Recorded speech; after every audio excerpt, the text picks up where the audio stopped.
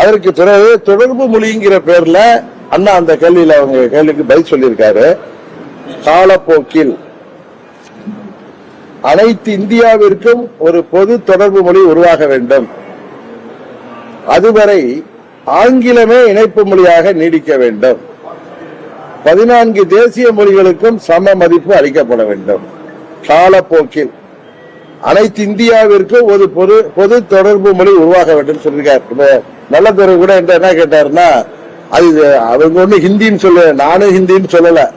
ஆனா நாம் அனைவருக்கும் என்ன ஒரு உண்மை தெரியும்னா, அனைத்து மாநிலங்களிலேயும் எளிதாக நீங்க தொடர்பு கொள்ளணும்னா, அதாவது அனைத்து இந்தியாவிற்கும் ஒரு பொது தொடர்பு மொழி உருவாக வேண்டும் அண்ணாவே சொல்லியிருக்காரு.